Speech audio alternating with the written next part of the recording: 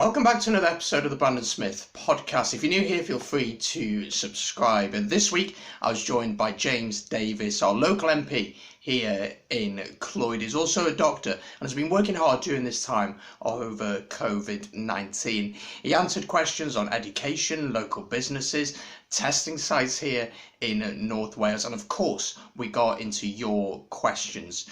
As always, follow me on my socials so you can get your questions in for the next guests here on the podcast. Thank you so much for watching. Subscribe. Enjoy the podcast. I first want to get to know how your role has changed since the lockdown has started. Obviously, we've been in our homes here in Wales and we're still at home here in Wales, obviously, because the lockdown is still going on. Can you explain how your role has changed during this time? Yeah. Okay. Well, I think it's obviously worth remembering that the election was only in December, so not that long ago. And certainly right at the beginning of this year, I was really busy trying to interview for staff, employ staff, sort out offices, and all the rest. So it was a very frantic time. And then before we knew it, the arrival of the pandemic was with us. And so overnight, virtually, I wasn't able to be in Westminster, and the amount of contact from constituents rocketed, understandably, people needing help with all sorts of issues. And so, although it's a massive feature of an MP's role, dealing with casework and helping constituents locally, that has become the key feature, certainly in the early days of the pandemic.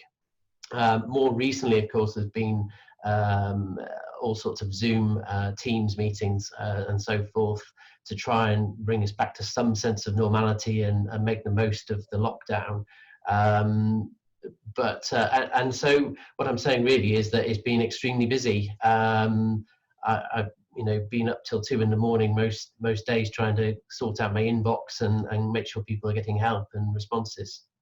Definitely, and I really appreciate you coming on today. Obviously, as you say, you're a very busy man, and what you're speaking about normality, there, getting back to normality, I think it's really important. I went back into work earlier this week for the first time. I've never been so tired in my life after it because of going back to work. Many people will be aware that Wales is still currently in lockdown, although some things have been eased ever so slightly. Can you give me your thoughts on that compared to England? Because obviously England decided to release the lockdown, and for me personally, we've seen a lot of people not really adhere to social distancing, but here in Wales, we're still pretty much in lockdown. How do you see that? Yeah, I mean, obviously lockdown means what you want it to mean, but the lockdown's still across the UK in many senses, isn't there, in that people are still being advised to stay at home when they can, to work from home if they can. If not, then yes, go out to work, but that's been the case throughout the pandemic. There are still obviously closures of lots of types of businesses and shops right across the UK. So the differences have been overemphasised, I think. And clearly in Wales, there's the limit currently of 5 miles for social visits. And I think, it's right that politicians are asked to justify why are the differences around the edges on these kinds of things. But hopefully we're moving in a direction now where slowly the restrictions can be slowly lifted everywhere, as long as it's safe to do so. And we can probably come on to issues over levels of infection in North Wales shortly, but by and large, the country's moving in the right direction on that front. I think that's the most important thing, is if it's safe to do so. When I spoke to a couple of friends who have kids in the local schools, the question was, can we get the balance between, we want the kids to get their education, obviously we'll get onto this a bit later, but we also want to keep them as safe as possible. I know that you're a local GP here in North Wales, in the Clwyd area, and you're very passionate about testing sites. I read your letter you sent over to Mark Drakeford. Explain the situation that there aren't as many testing sites here in North Wales compared to other areas of the UK. That was at the end of April, I believe. Are there any developments on that you can tell us about? Yeah, I mean, I've obviously had to deal with issues as they've arisen and as changes have been made. And yes, I sent a letter, you're right, about testing, because there was a big concern that Wales was behind England on that front. And, let's not pretend everything in England's been perfect either. But I certainly want for North Wales what the rest of the UK has at the very least. And there is a testing site in Llandudno, although until a few days ago, you couldn't actually book onto that through the online portal that was set up UK-wide. So, for instance, I know that they were only processing a handful of people a day, which was madness, whereas since they've actually linked up to the portal, now they've got 50 or 60 plus. So we're moving in the right direction, but that's taken 5 weeks. So we've been 5 weeks behind what's happened in England in that respect.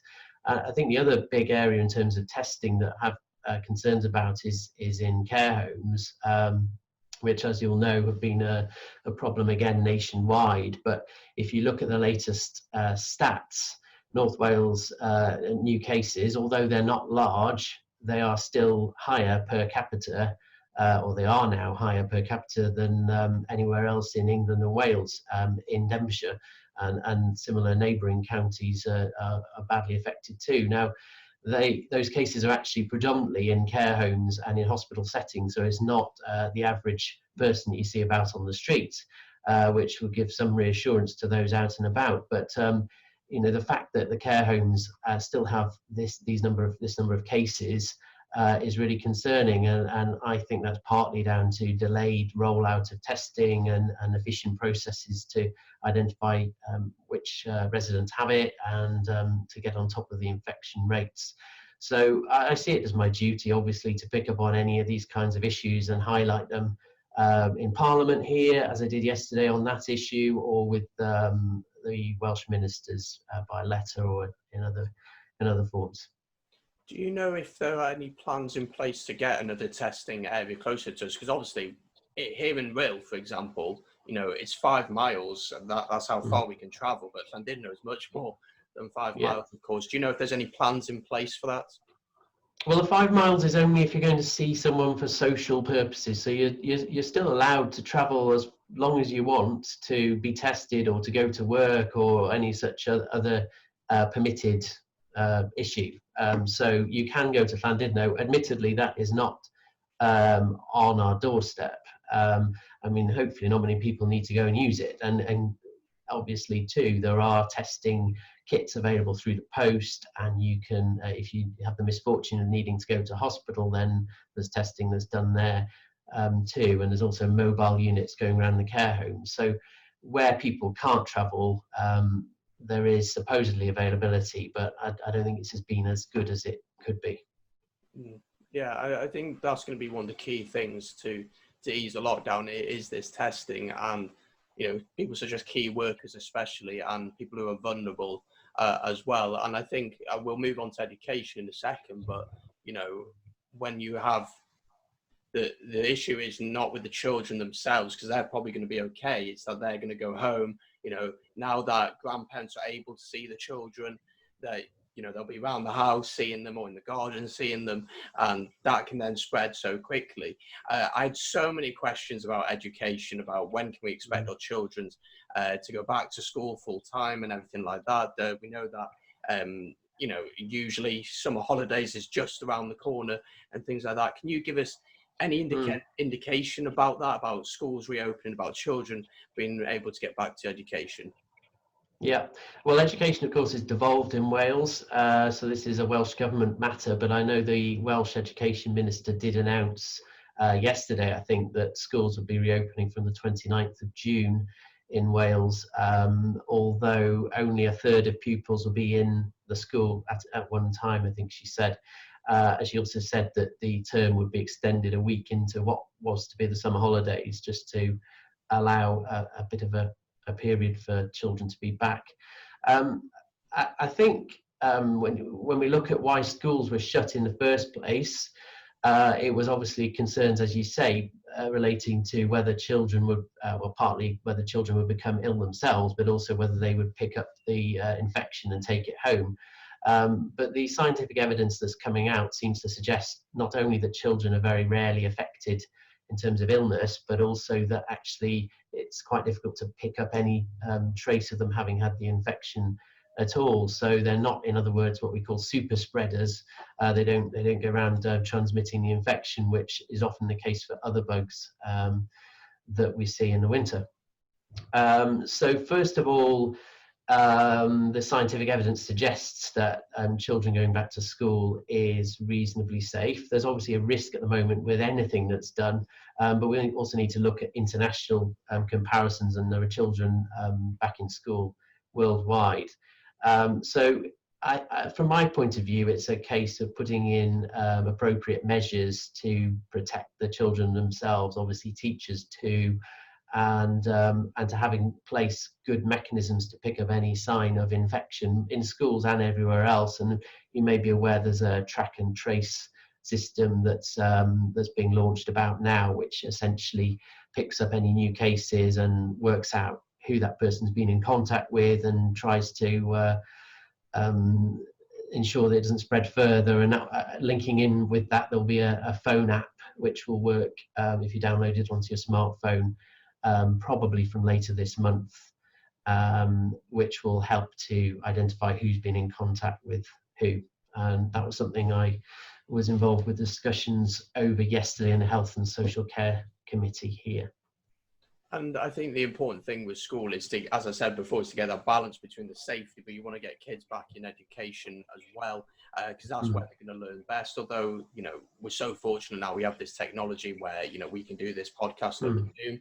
Children can do so many different classes online. University students, of course, have been doing things online as well. But I don't think it's the best solution, but it's what's working now. Absolutely, and I suppose if the schools don't open soon, then we'll have a gap from March through to September with no schooling, and 6 months in a young child's life is a long time, and you've got to think about the impact on education and psychologically, and also those who are vulnerable. I mean, some children are very lucky that when they're at home, their parents are teaching them, but that's not always the case, and obviously those children are losing out. Now over the last several weeks, some children of course have been in school anyway, key worker children or some of those identified as vulnerable, but they're only a small proportion of the overall number. So all these things need to be considered, and I think the key thing is keep an open mind, look at the trends, and you know, the approach can always be changed, whether it's Wales or England or elsewhere, quite quickly if need be, but we've got to try and get back to some sense of normality as much as we can. For sure, normality is going to be really important, and one thing for me getting back to normality was going to work this week. I want to get your thoughts on local businesses, because Rhyl especially is a tourist town, although people have been coming across the border, a few people. I don't think it's going to be as busy this summer. People won't be coming as much. Can you give any inkling into what support there will be for local businesses here in Rhyl?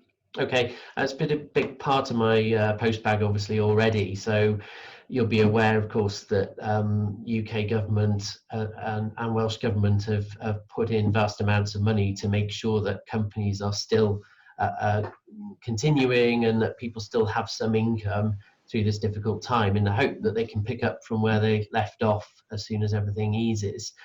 So the furlough scheme for employed and self-employed, and the business rates concessions, including business rates grants, and then access to loans and deferral of self-assessment payments and VAT payments, all that kind of thing has hopefully helped. But increasingly we're moving on to talking about individual sectors such as tourism. Now this morning I asked a question in the chamber about the possibility of a bank holiday in October, which providing it's safe and the infection levels are minimal, obviously could provide some degree of help for the tourist sector, because they've missed out on the bank holidays we've had recently, and you know, it'll help to extend what summer we may have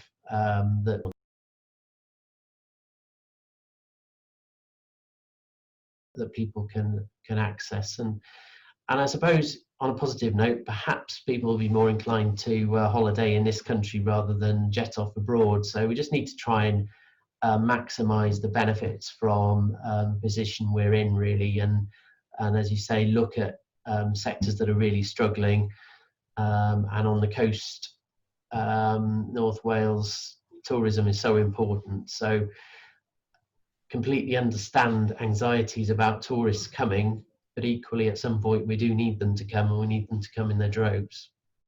And I always think it's going to be very difficult to know when the perfect time is to allow people to come back. I don't think we'll ever be 100% convinced that we've got the right idea, 100% we know what we're doing.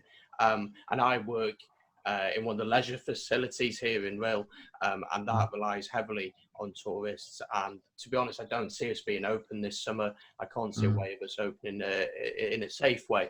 And so for me to hear that, that's a really great idea, I think, to get a bank holiday in October. If it's safe to do so, of course, then that can bring more people into the town and get people coming into the local area, supporting local businesses, and hopefully giving them that little boost after a really, really tough time. Speaking about tourism, people coming into Rhyl, this is something which has really annoyed me, is people who are coming in from England to Wales. There are many videos over Facebook. There's one which did the rounds with a woman on a beach somewhere in Wales and said that Boris said I could come here, and the police said, oh, Wales is still shut. I asked Dan Jones this same question. Do you think the message to England about Wales has been clear enough? Because for us here in Wales, I think it has been.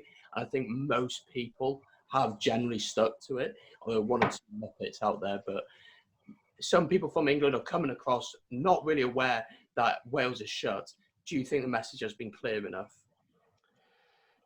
I think there have been efforts to try and get the message across, but inevitably, England is a big place, and most news consumed by people in England, as well as Wales for that matter, is in UK newspapers, UK broadcasts, and although they try and include news from different parts of the UK, inevitably Wales is a relatively small part of it. So I appreciate some people don't know what the latest guidance is from Welsh Government. I think it's really complicated and difficult for us all, actually, trying to keep up with the very latest guidance emanating from all sorts of places.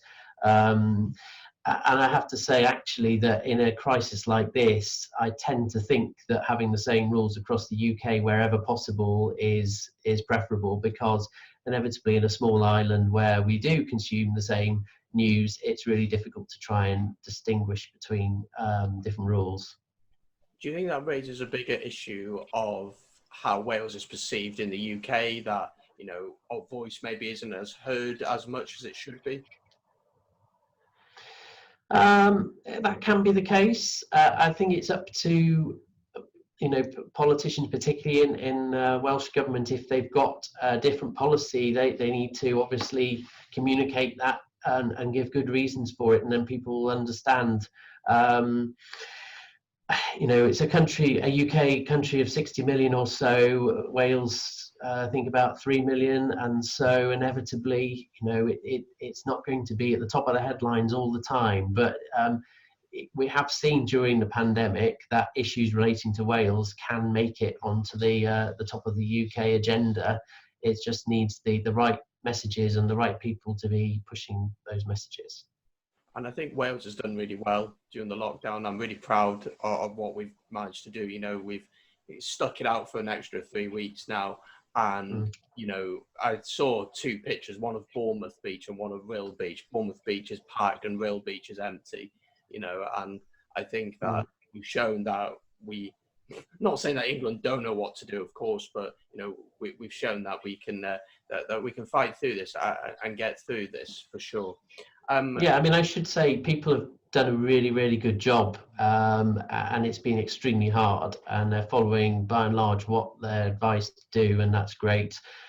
Whether those rules are always the right rules is obviously another matter, and that's partly my responsibility, really, to question why are the differences, and is it actually helping or not. But yeah, big thank you to everyone for everything you've been doing. Do you think it is making a difference? Well, my worry is, as I said before, is actually that the case levels in North Wales are higher than in the last week, at least, have been higher per head of the population than anywhere else in England and Wales. So that is is questionable. I think on a positive note, that the R level, the number of new infections among the general community, is very low in North Wales, and so all the hard work everyone's done is great in that respect. But the big issue still is the hospitals and care homes and levels within those. Now, any amount of avoiding the beach isn't going to obviously change that. So that comes down really to testing and procedures within the local public health organisations. For sure, but I also think that a hospital obviously it's going to be full of infections. It's just naturally going to happen, and I know that's the harsh reality of it. And same with care homes; they're very vulnerable people in there, people who are very prone to getting illnesses and won't really have the immune system to fight back. But I do think here in North Wales we have done a pretty good job, and people have generally been sticking to it. I want to throw a few listener questions at you now. We'll get through these quickly. One of the big questions is about social distancing. Some people have not been following it in our local community. Someone has asked, do we need more police force around our community to be stopping people breaking these social distancing laws? Yeah, potentially yes, but I think there is a risk in becoming a bit too authoritarian, having police on every street corner. We've seen that people are not always fully observing the 2-meter rule in all sorts of instances, in supermarkets and in protests, and it is difficult. I think all we can expect of people is they do their very best to try and follow the rules. Where there are groups congregating in town centres, for instance, that are repeatedly breaking them while clearly knowing they're doing the wrong thing, then yes, the police are there, and I know they want to act, because I've spoken to the chief constable and he is onto this. But I think we don't want to be living in a society where people are fearing going out for a risk of being, half a metre too close to someone for a short period of time. So there's a sensible balance to be had. But let's hope that actually we are moving in the right direction, and this is going to be less of a concern, and then we'll be freer to do what we want. For sure. The next question is regarding education. Someone has asked, why should children be used as guinea pigs to go back to school? So I'll throw that one at you. Well, I mean, we've already discussed schools, of course. I would say they're not guinea pigs. I mean, remember the Welsh Government is not my political party anyway, but they are essentially agreeing with the Conservative government in Westminster and the SNP government in Scotland on this. So it's a cross-party approach based on science, and schools have been open throughout the pandemic for some pupils. There haven't been big outbreaks at all in the schools. Scientific evidence is showing everything's okay. And of course, many parts of day-to-day life have been ongoing. So all those working in the supermarkets and postal services and in the care services, and they've been still going out to work. And we've talked about the problems within care homes, for instance, but I think in all the other settings, by and large, people have observed the rules over 2-meter distancing wherever possible, and we have managed to bring infection rates down in all of those settings. And so we need to, at some point, begin to move on, and we need to try and undo some of the harm that the lockdowns brought. And we haven't really touched on that, but it's important to say that while the lockdown can help prevent spread of infection, it can also lead to unexpected deaths for other reasons. If people aren't accessing services, it can cause distress, mental distress, so all sorts of harms in that respect. And obviously, if we've got no functioning economy and schools to go back to, then that's going to cause all sorts of other harms too. So we need to look at both sides. For sure, and I think the mental health aspect's a really interesting aspect, because obviously over the past few years people are talking much more about it. The stigma is a lot less, which is really good to see. And I think a lot of people will be stressed, will be anxious at this time, but I think I'm very grateful for you to come on to hopefully ease people's worries, to explain, look, we are trying to do some different things, We are trying to support the community, and I think that is really important. One final question for you. What would you like to say to your constituency, to the people who are living in your constituency? Well, first of all, thank you for putting your faith in me in December. Really appreciated. I have been working my socks off ever since, and I enjoy doing it. I like the good news that can come out of efforts I can put in. I'm here to be contacted to provide you with assistance. So please, if you need help, do drop me an email or phone the office or write to me if you prefer. Hopefully we can get back to normal soon, and then it'll be easier to hold face-to-face surgeries again. But in the meantime, thank you so much for all that you've done to observe what you've been told to do, to help get us on top of this pandemic.